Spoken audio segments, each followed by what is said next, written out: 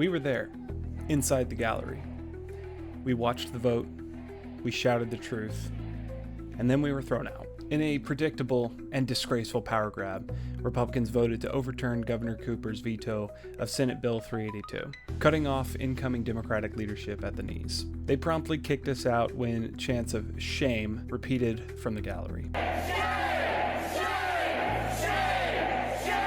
This is what democracy looked like the day that Senate Bill 382 passed. Public voices were silenced, power clawed away from the people who actually won elections. The gallery was full of young organizers, union supporters, North Carolinians who just wanted a functioning democracy.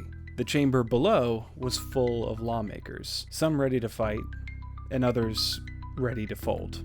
And a Democrat who just didn't bother to show up. That Democrat was Cecil Brockman. Some will point out that there were actually two Democrats absent that day, and that is technically true. The other was Representative Joe John, who unfortunately passed away earlier this year after his battle with throat cancer, just a few days before resigning. Brockman doesn't have that excuse, and this isn't his first, second, or even 10th time missing a vote. So let's be clear about something. We weren't holding out hope that Cecil Brockman was going to show up. We didn't even hope that he was going to vote against Senate Bill 382. We expected him to vanish, and vanish he did. After the vote, when criticism poured in, Brockman wasn't apologetic. He was incredulous. He blamed mental health struggles, and then when criticism mounted, he lashed out, telling Democrats, "You need me, I don't need you."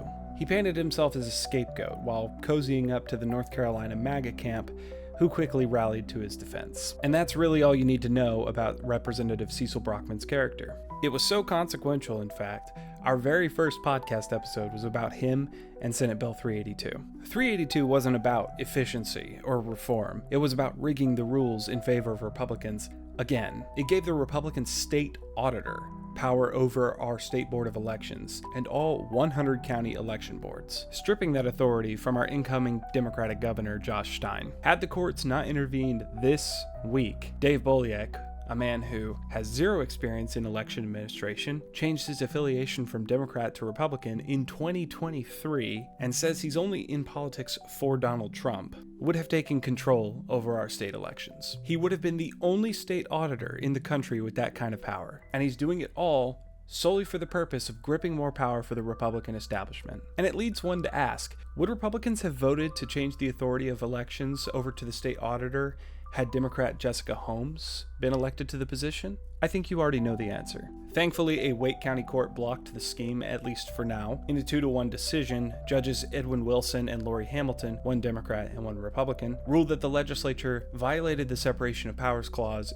in our state constitution, aka it was ruled unconstitutional. As Judge Hamilton put it during arguments, this was a bare-faced power grab. I wonder how Cecil feels about his decision to skip his vote now. Does he know he is partially responsible for allowing unconstitutional power grabs to go unchallenged in the North Carolina People's House? Does he even care? Had Brockman done his job and voted to sustain the governor's veto, we wouldn't even be dancing with constitutional crises. We wouldn't have to hope that the courts would step in. We wouldn't be at risk of total election oversight being handed to one extreme partisan individual. The People's House failed us. And not just because of Republicans. It failed us because of certain Democrats who made themselves small when the moment demanded courage. So we at Left of Old North say this not out of bitterness, but out of clarity. Cecil Brockman must be primaried. He wants you to believe that he's a martyr, not just a missing vote. He's claimed that criticism of his absence is unfair, that he's being scapegoated, and that skipping one of the most consequential votes, if not of his career, at least of that session,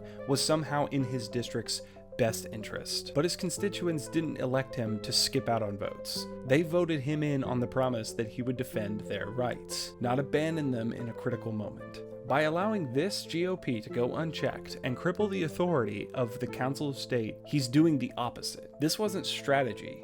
It wasn't strength. It was dereliction of duty.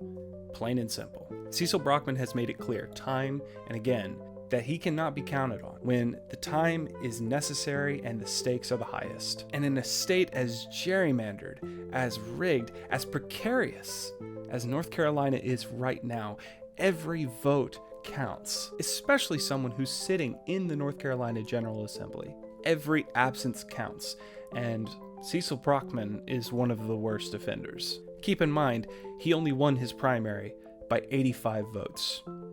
That's hardly a mandate. This week's court ruling gives us a sliver of hope, but it's not a victory yet. Republicans are appealing, and the appellate courts they've stacked are just waiting. Senate Leader Phil Berger is already fuming, and he is accusing judges of eroding the Constitution, when all they did was protect it from his own overreach. The fight for democracy didn't end with a protest, the vote, or even a court ruling. It's still happening on the streets, in the courts, and yes, in the next Democratic primary. We saw what happened in the gallery. We won't ever forget it, and you can bet that we won't forget who wasn't there when the moment called for it. We won't stop until the people that fail us are replaced with people who will fight for us.